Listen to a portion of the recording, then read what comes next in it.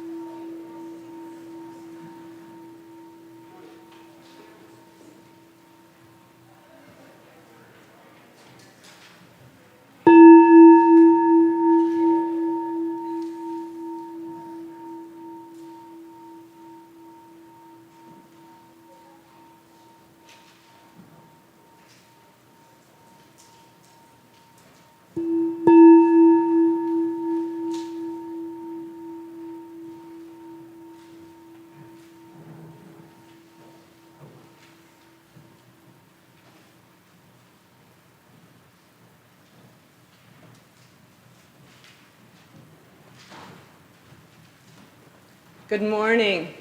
Welcome. Welcome to the First Religious Society Unitarian Universalist in Newburyport, Massachusetts. I'm Jessica Brown, and I'm delighted to be your worship associate on this gorgeous spring morning. Thank you for coming out on a day like today. Today's very special service, the first in a series on world religions, is being offered in collaboration with Congregation Ahavas Achim here in Newburyport.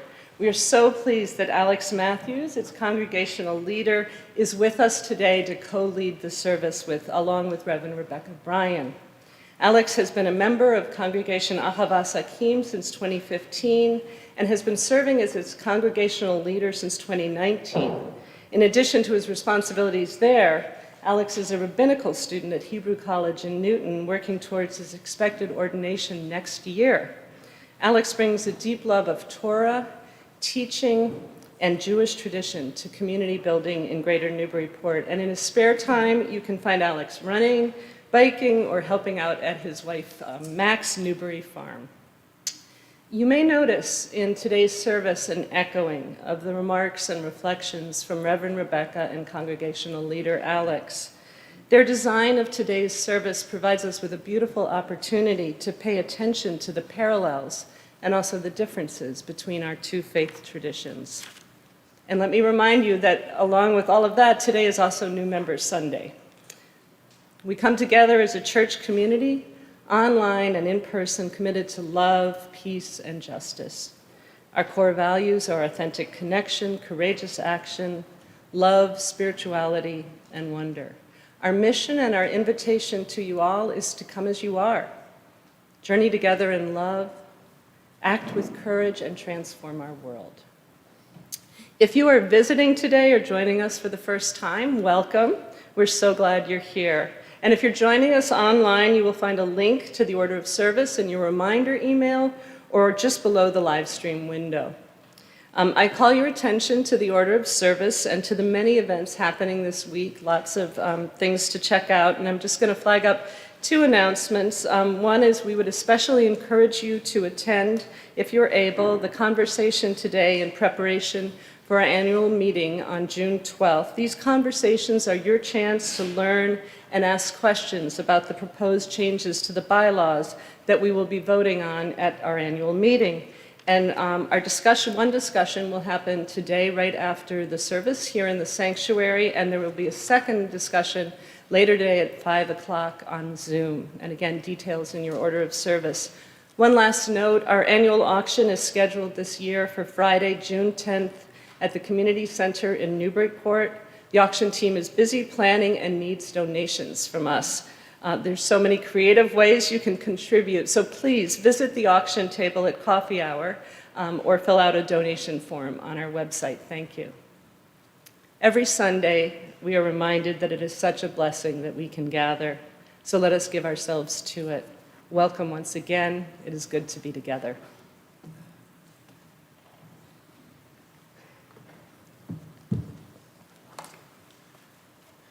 Good morning, everyone. For one of the calls to worship this morning, I want to invite you to partake with me in a Jewish spiritual practice called a nigun, which is the Hebrew word for melody. A nigun is a wordless melody, simple or complex, fast or slow, sung in repetition. It's a Hasidic tradition, and it's meant as a mystical prayer, a sacred practice, and a path to deepen the soul and expand the spirit. I've picked one that I hope is simple enough to teach you quickly and for you to sing along with me, and the instructions might sound a little bit more complex, but just bear with me. I'm pretty confident we can do this. So it's got two stanzas with two parts, and I'll ask you to repeat after me, and then we'll sing it all together.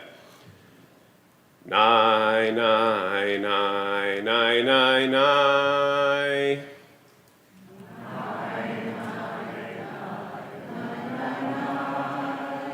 Nai, nai, nai, nai, nai, nai.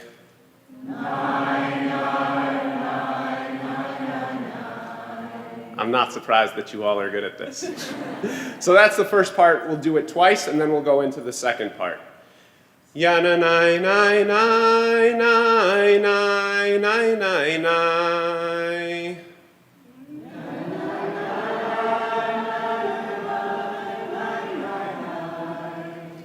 Yana nai nai nai nai nai nai nai nai.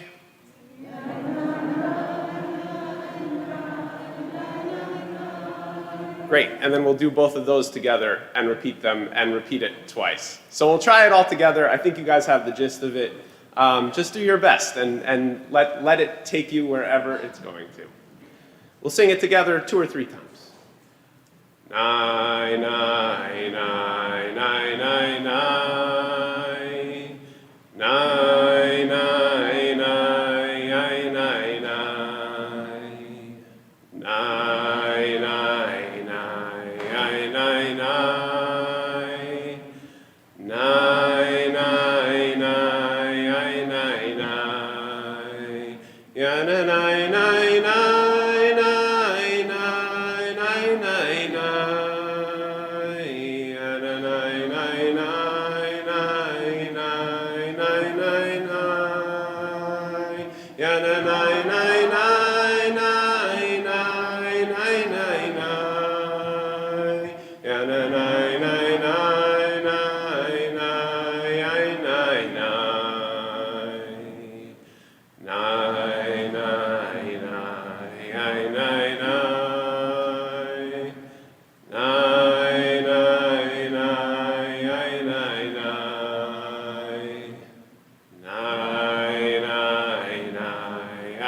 nai, nai.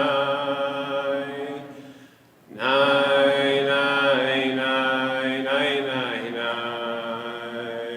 Yana, nai, nai, nai, nai, nai, nai, nai, nai. Yana, nai, nai, nai, nai, nai, nai, nai, nai. Yana, nai, nai, nai, nai, nai, nai, nai. Yana, nai, nai, nai, nai, nai, nai, nai.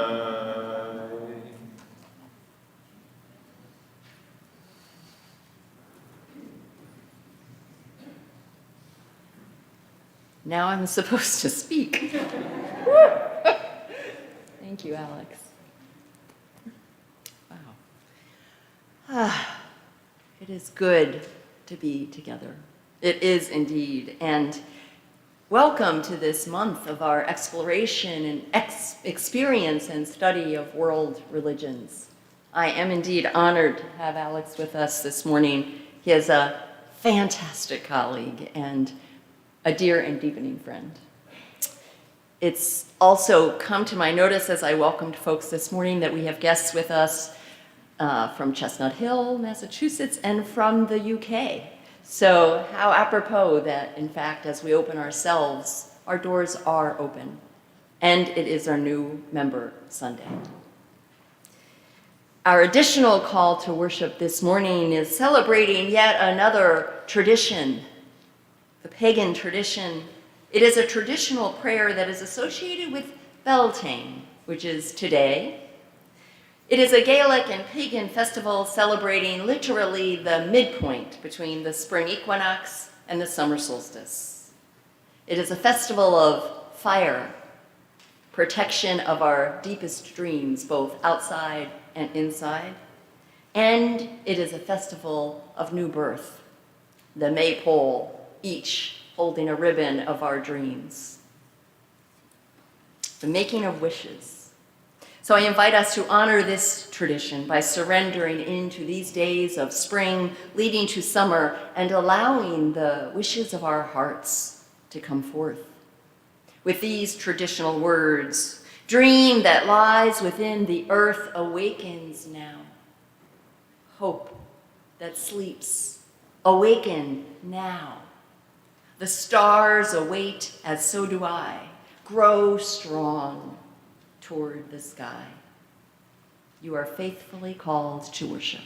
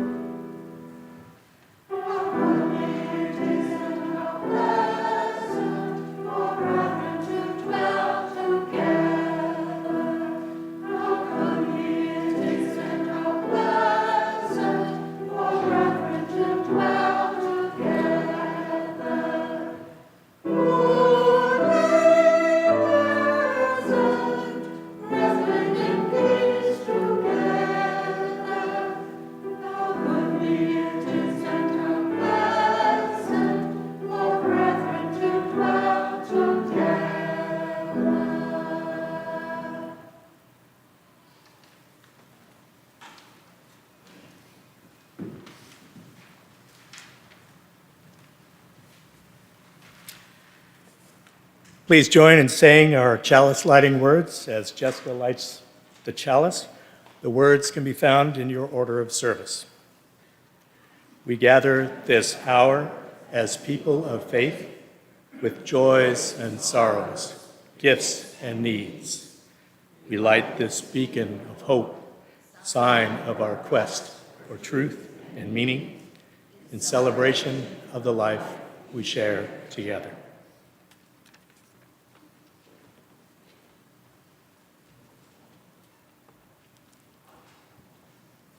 Each week, we also light 2 candles of peace, representing 2 places on earth we lift up and remember as a sacred encounter with our world. There are untold numbers of places on earth that need peace. These 2 we especially hold close in this service and through the week ahead. After each candle is lit, I will say, "To this we respond," inviting you to join your voices together in saying, "Peace, Sal, Shalom." Our first candle this morning is lit for places around the world who are celebrating International Workers' Day today. Established in 1889, this day is a call for international recognition and support of the working classes.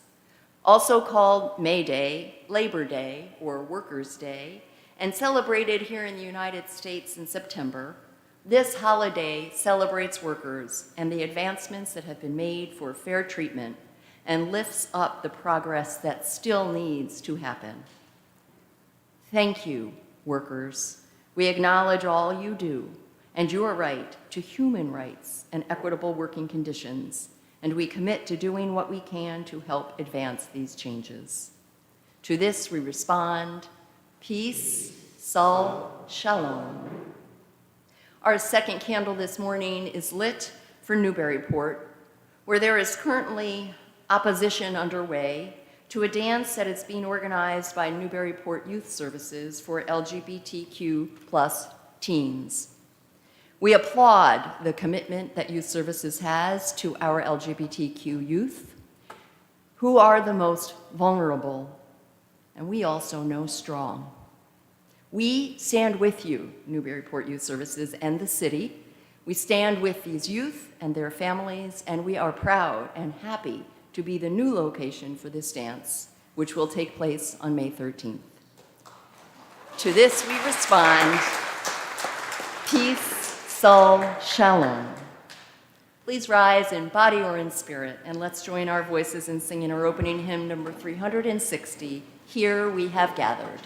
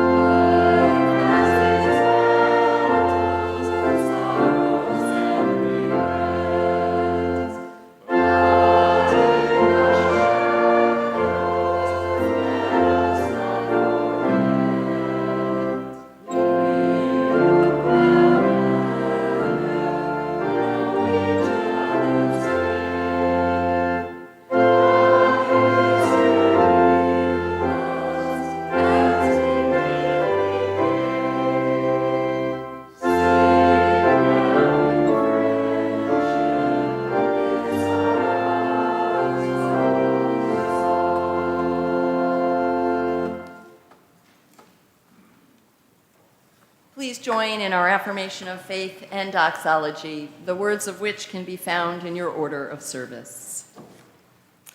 Love is the doctrine of this church. The quest of truth is its sacrament, and service is its prayer. To dwell together in peace, to seek knowledge in freedom, to serve humankind in fellowship, to the end that all souls shall grow into harmony with the divine. Thus do we covenant with each other and with God.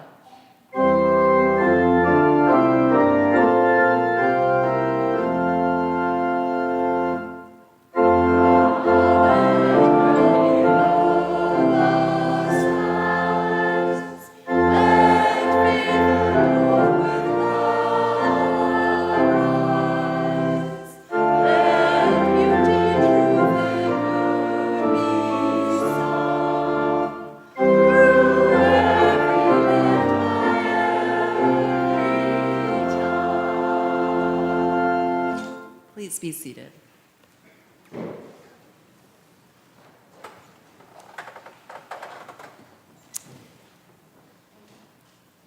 Each year, twice, we gather together in our Sunday worship to experience a beautiful, sacred, and important ritual, which is that of welcoming our newest members and coming together with a covenant or a promise of what it means to be a member of this beloved congregation.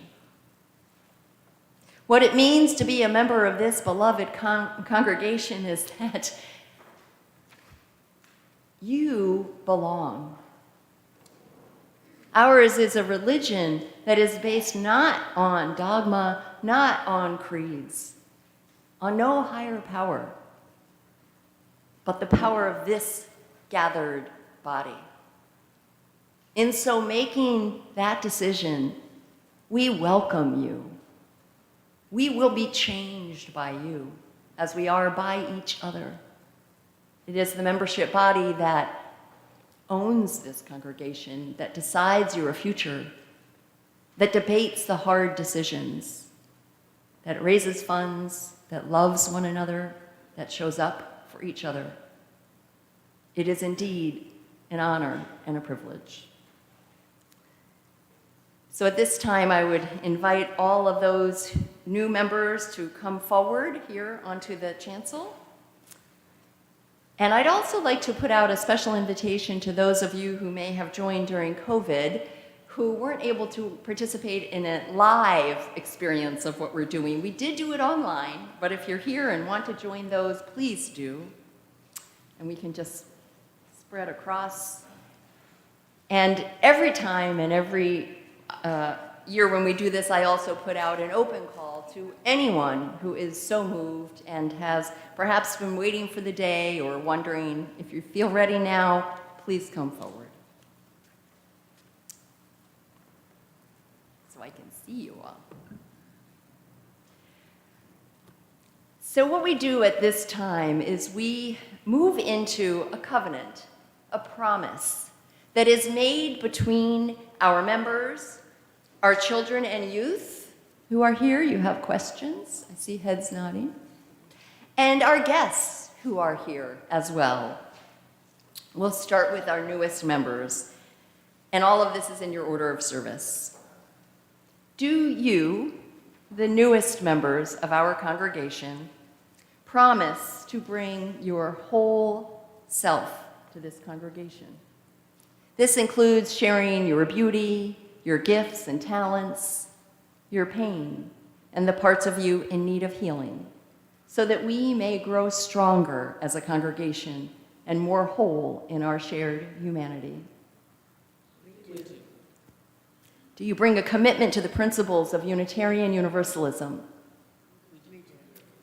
Do you bring a commitment to this community? Do you bring a commitment to love? Will the members that are present please rise in body or in spirit and online as well? Members of the First Religious Society, do you welcome these new members into our church community, covenanting to walk together with them in your shared spiritual and life journeys? Do you promise to be open to what they bring to this beloved community? Will you seek to be in right relationship with them and all who follow them through these doors? And children and youth, will you rise, please? I see you. Do you welcome these new members to our community? Will you share your gifts, your love, and your light with them? And will you get to know their gifts, love, and light? And all others who are here, guests and friends and supporters, please rise in body or in spirit. To all of us who are gathered here today, are you open to the possibilities that love brings? We are. Please join me, everyone, in greeting our newest members. The words are there in the order of service. We welcome you, our newest members, and celebrate this, our beloved community. Everyone, let's join together in our tradition of singing them a welcome with number 311, Let It Be a Dance.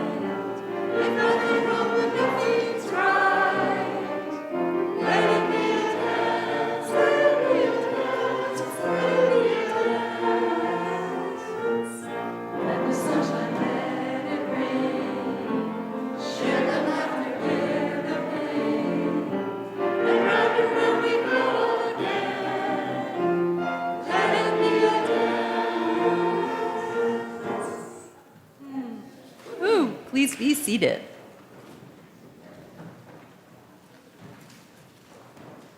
Well, that was lovely. The generosity of our community is an essential ministry that supports the work of our church, both in Newburyport and beyond. Each week, 50% of the Sunday offering that's not designated as a pledge goes to a local community partner engaged in important efforts to help transform our region. The April shared collection will support Merrimack Valley Black and Brown Voices. This organization provides a safe space for Black, Indigenous, and people of color across the Merrimack Valley to connect, share resources, and create systemic change to eliminate prejudice and discrimination in surrounding communities. It plans social and cultural events. It also provides support to individuals and families in financial need and to local Black and Brown-owned businesses. Please answer the call to support this organization. If you wish to give online, you can use the link in your order of service or in the video description. You can also make a contribution via text message. Of course, you can always mail a check to the church as well. And finally, just to mention, we are still looking for pledges for next year's operating budget. There are pledge cards in your pews. Please make your pledge if you haven't already. Thank you. The offering will now be gratefully received.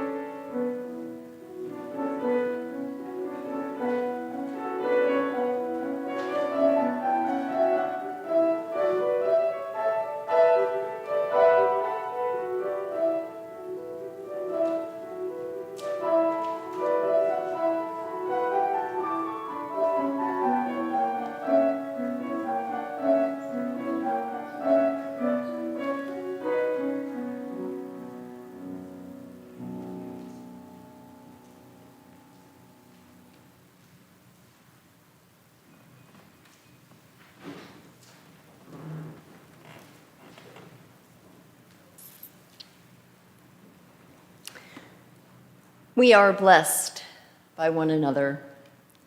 Each Sunday, we take time to lift up the joys and the sorrows of our beloved faith community. Nancy Kidd, our pastoral care associate this morning, will light candles as I read the joys and sorrows that have been shared with me in advance of today's service. If you would like to send a joy or a sorrow to be read in the service, you can always send an email to betweenus@frsuu.org or directly to me. And you can also write a joy or a sorrow in the journal that's at the doorway there in the entry of the sanctuary to be read. This morning we light a candle of joy. Bettina and David Turner share and are overjoyed to share that the birth of their first grandchild, Noel Philip Turner, was born in Philadelphia on April 22nd. His parents are Justin Turner, who grew up here at FRS, and his wife, Liz Kiefer. Congratulations. We have a few candles of concern this morning. Tom Himmel asks that we light a candle of care and concern, and asks for caring thoughts and prayers for his daughter-in-law, Liz, who had to be hospitalized last evening for treatment, and for her partner, Whitney. She's somewhat improved this morning, Tom says, and they will know more today. He and Ann are helping Whitney with the baby in North Andover. We also light a candle of love and care for James Funston and Bruce DeVoe as James is in the hospital again with some minor complications, but we hold them in our hearts and prayers. We light a candle of joy celebrating the membership body of this beloved congregation, all of those who've just joined, those who have been here for generations, or perhaps a few months. We are who we are together. And we light one final candle for all of the joys and all of the sorrows that although unspoken, are held in just as much love and prayer.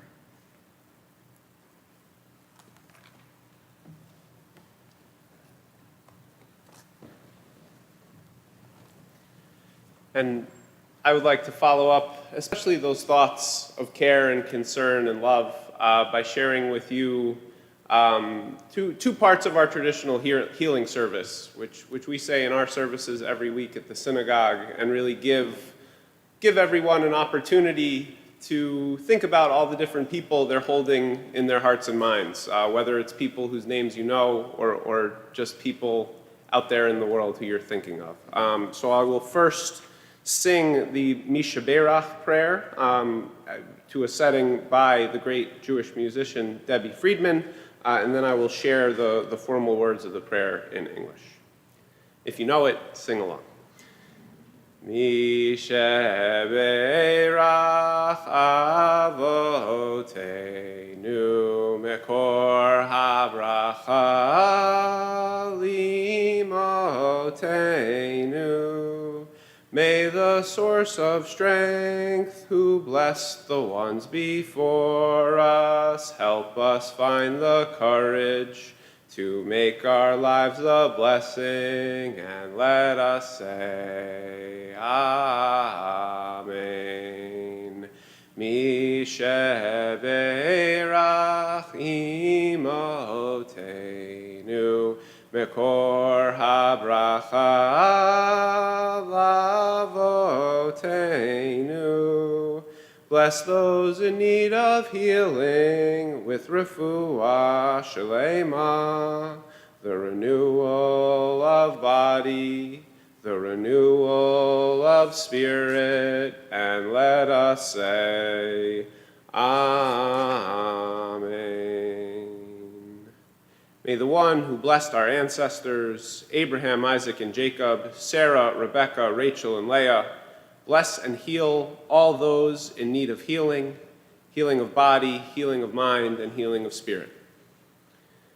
And we'll take just a brief moment to include in our thoughts anyone we're holding in our hearts this morning who is in need of our prayers of healing.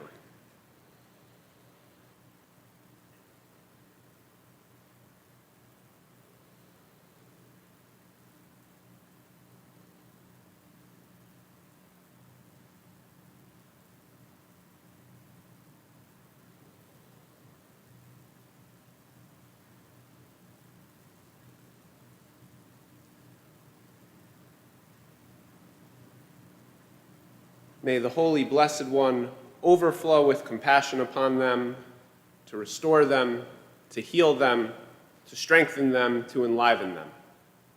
May God send them speedily a complete healing in all the places that need healing, along with all the ill among the people of Israel and all of humankind, soon, speedily, and without delay.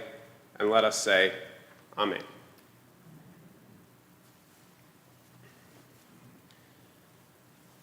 I want to begin my remarks this morning by thanking you all so much for welcoming me into your worship today, and of course to Reverend Rebecca for extending the invitation.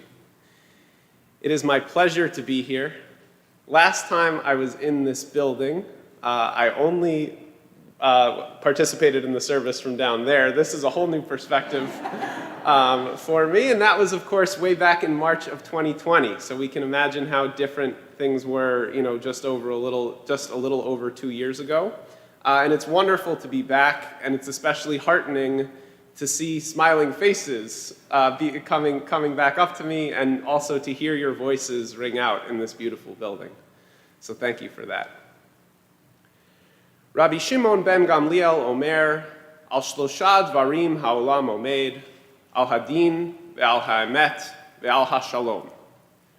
Rabban Shimon ben Gamliel used to say, on 3 things does the world stand: on justice, on truth, and on peace. In just a few minutes, we'll be lucky enough to hear the choir sing these words, which come from the book of Pirkei Avot, known as Ethics of Our Fathers, or Wisdom of Our Ancestors in English. This book is part of the Mishnah, the ancient Jewish law code compiled about 2,000 years ago, and it is traditionally studied by Jewish communities, chapter by chapter, in the weeks after Passover. One of the things that is distinct about Pirkei Avot as part of the Mishnah is that it isn't concerned with Jewish law at all. Rather, it is a compilation of ethics, moral maxims, and rabbinic wisdom that give us a window into how the ancient Jewish sages believed we should live moral and ethical lives. All that being said, I have to admit that even though I was familiar with the passage, when Justin first suggested this song, I had to go look up the words closely, and I found myself a little bit incredulous. Were these really the three things that my tradition wanted to establish as the foundation for all of human existence? Justice, truth, and peace? Don't get me wrong.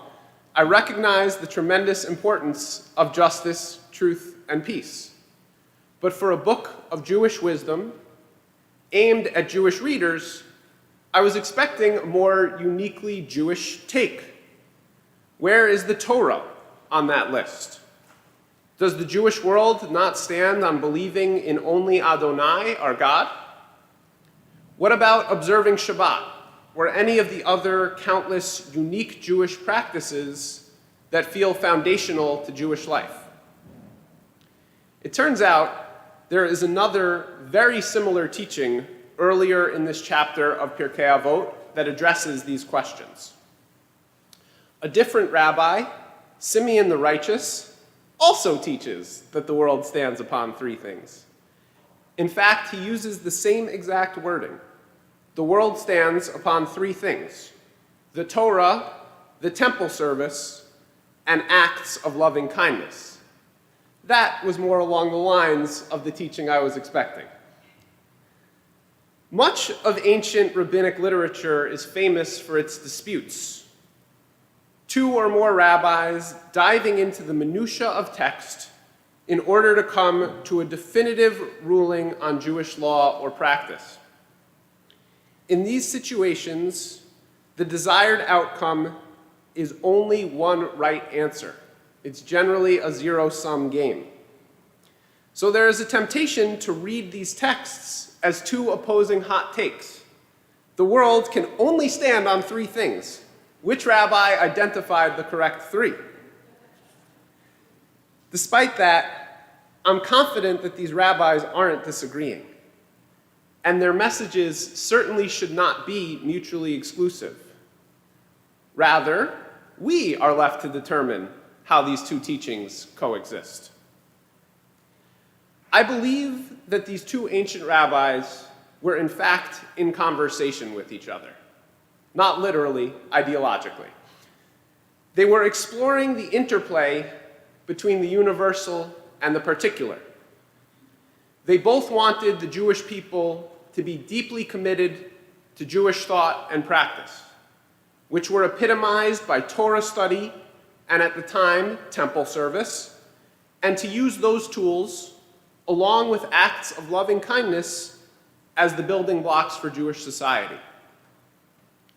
And they also recognized that Jewish culture and society never have and never would exist in a vacuum.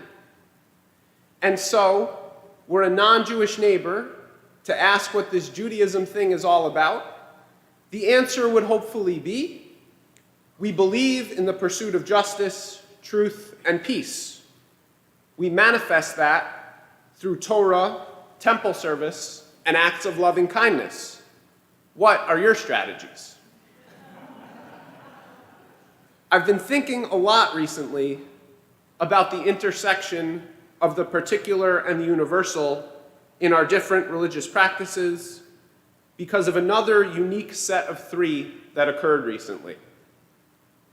2 weeks ago, the holidays of Passover, Easter, and Ramadan all fell on the same weekend. On the same day, in fact, something that occurs only once every 30 years or so. Leading up to that weekend, I kept seeing the same notion pop up in the news. Tensions were expected to rise in Jerusalem as the occasion of these 3 holidays overlapping increased the specter of violence. I couldn't and still cannot wrap my head around that. How is it that in a place infused with so much holiness, at a time of year so sacred to so many, that this confluence could lead to conflict rather than observance and celebration? I don't have an answer for that one, and I really wish I did. But I want to share the words of Rabbi Jonah of Gerona, a 12th century Catalan scholar who wrote a commentary on Pirkei Avot. He writes simply and succinctly that peace includes all good things in the world, and there is no end to its benefits. Those limitless benefits are too often inaccessible when we allow the differences in our beliefs to overshadow our commonalities. So much of the beauty of our religious practices stems from their diversity, from our own take on what it means to be human or to live in relationship with the divine. If we are able to build a foundation of 3 or 30 or 300 values we know we share, justice, truth, peace, love, generosity, so many others, perhaps from there we can learn how to make the world stand amidst all of our uniqueness and our differences as well.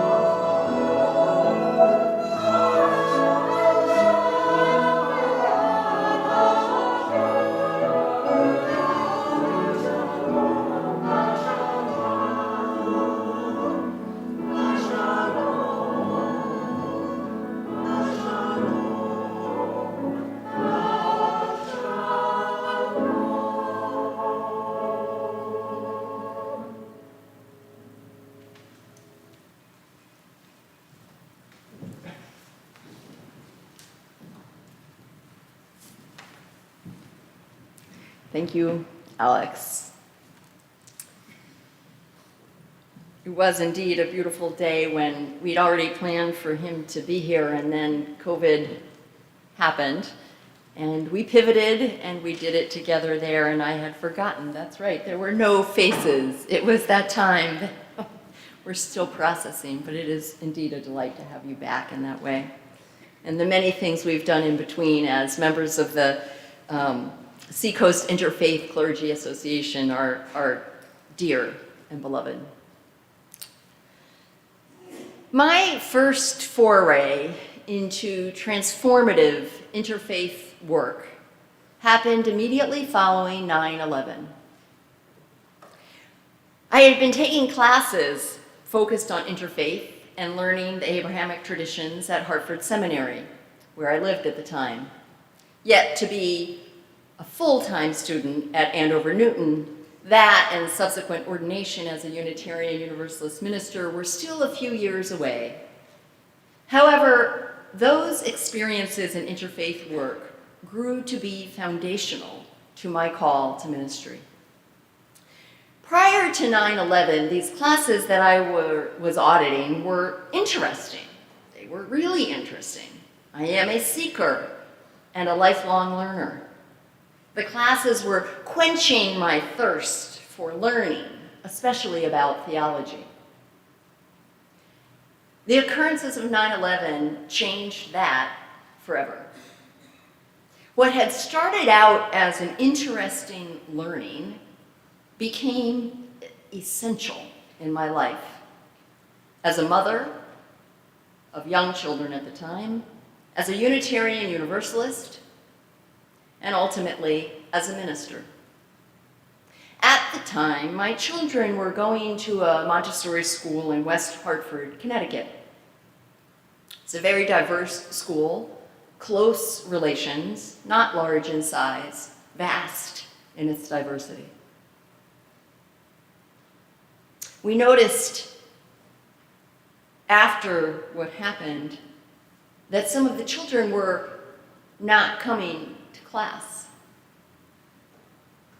These children who I loved and whom my children were growing up with, their parents were afraid to send them to school because they were Muslim. We quickly gathered our resources together and we started interfaith book clubs or book groups with the children at the Montessori school and at the Unitarian Universalist Congregation in Hartford. My family and I also began participating in social justice rallies, something that at the time I had never imagined myself doing. Some of you might find that hard to believe, but this was at a time in my life where I was much more focused on the spiritual than the other experience of what it means to be a person of faith. And yet we were there at the Capitol in Hartford, my little ones, one on my back and one in my hand, holding our signs for peace. After 9/11, interfaith work became to me to be about the safety and well-being of people that my family and I knew and loved. And we could no longer sit back and question whether what we did or didn't do really made a difference anyway. Those experiences were also formative for my children. I see it in them to this day as they live as young adults in their mid and late 20s. The decisions that they made about where they went to college, what companies they've chosen to work for, the friends that they have and their life partners are all deeply influenced by those early days of justice and interfaith work. Like most things, the evolution of one's engagement with interfaith work and understanding happens on a continuum. The starting point for many of us is personal learning. Often can be done by reading books, watching videos, taking online asynchronistic classes. We can focus on specific areas that interest us. In situations like that, there is not necessarily any regular interaction with other people. And there's a risk that the information that is being shared is either incomplete because of the diversity within the tradition itself, and sometimes, sadly, inaccurate. It's helpful as we move along this continuum to expand our learning to happen as part of a group, be that in a class or a book group or here at church, where we have the benefit of learning from others. The risk, even there, is still that this is not integrated into our lives. It's a greater likelihood that our lives actually change when we learn within a diverse group of people, affiliated in this case with different faith traditions. And then learning really accelerates when genuine relationship is part of that learning. At that point, learning moves from being solely intellectual to residing in our hearts as well. It's so much harder to objectify people with whom you are in a relationship, although it's still always a risk. There is a risk in even that kind of learning where we are in relationship, that it feels good for everyone involved, but it doesn't go any further. So the final stage, although none of this is that sequential or ever necessarily finished, but just as a paradigm of understanding, is when we actually move to becoming allies or partners. This type of learning extends beyond the individuals that are in the groups. And you begin to work for the rights of other groups within your own community or in the world. And then also deep relationships start to be formed that coalesce around things other than the original purpose. It becomes about so much more than your differences. And it becomes about the life that you're sharing together. The differences in participants' theological beliefs remain part of the fabric of the relationship, but they're not the whole quilt. I think people who have been tutoring and involved with our family, our Afghan family next door, have experienced this. It becomes about so much more. It's interesting that the term interfaith, as I'm using it this morning, for me, extends beyond formal world religions and includes probably a greater portion of the population, certainly in this part of the United States. It includes, for example, the nuns, N-O-N-E-S, people who do not go to church. How many of us are in close relationship with people who say, "You do what on Sundays?" How many empty seats that I've gotten on a plane when someone asks me what I do, and I say I'm a minister. And then they move. Or atheists, being in relationship with atheists, being in relationship with emergent churches that are in opposition or somehow responding to their own faith traditions and worshiping in their way. And then we have people who identify as spiritual but not religious.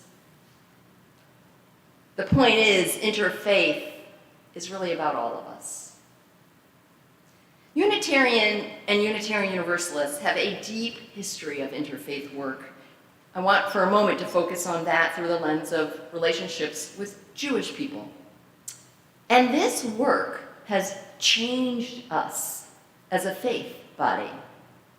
For example, our chalice, the chalice lit there, the chalice that is the symbol of Unitarian Universalism around the world, the symbol of our faith was created as a sign of refuge for those Jews escaping Nazi persecution.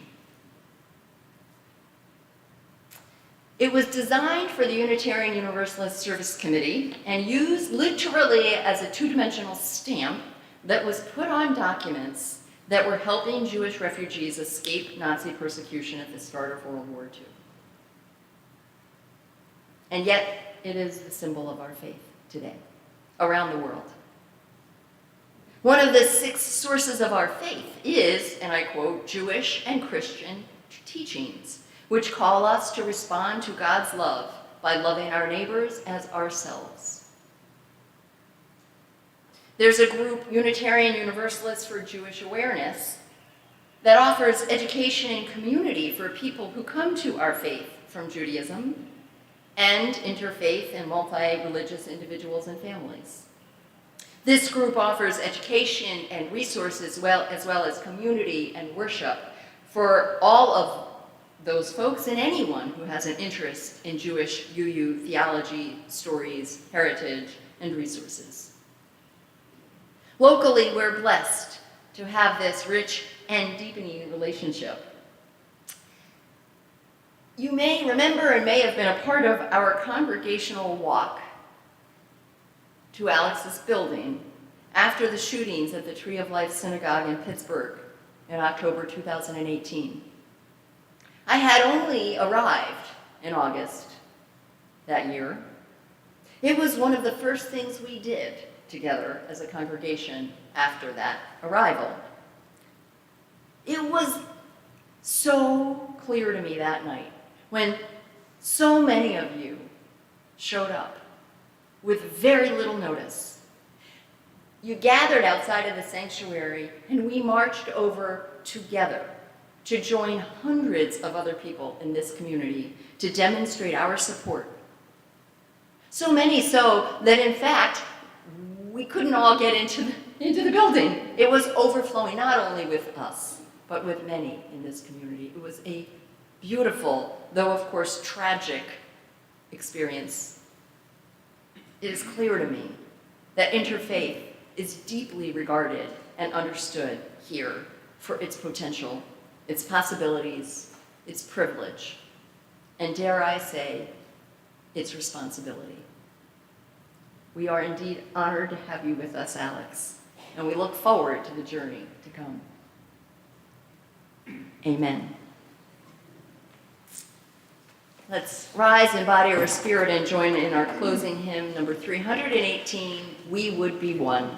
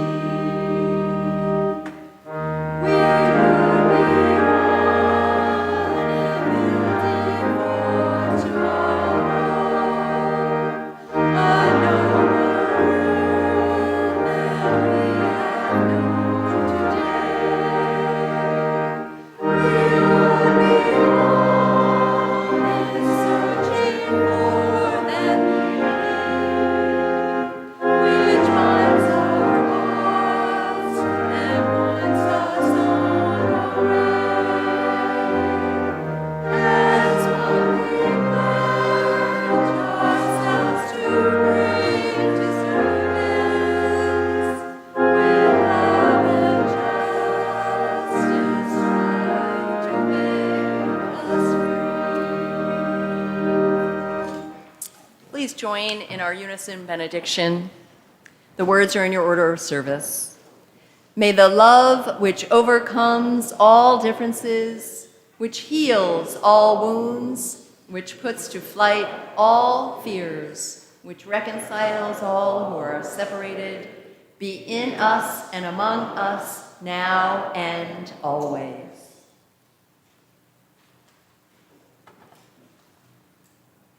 This morning is not only the beginning of May, it's also, we mark the beginning of the Jewish lunar month of Iyar. And so I'd like to offer a blessing for the month ahead, that we all experience a month of love and joy and happiness and peace, and many, many opportunities to continue to build and deepen the relationships we cherish.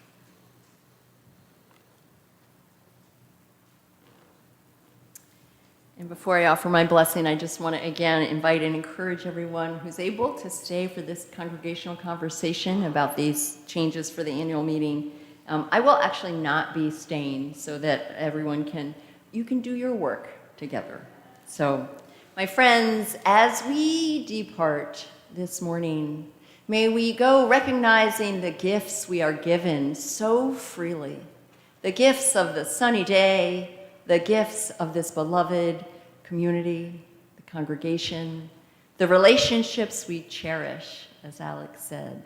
May we go blessed, and may we allow the blessings we all have to strengthen us, to embolden us, to carry us as we go forth until we meet again. Go in peace, my friends. Return again in great joy. Amen, and blessed be.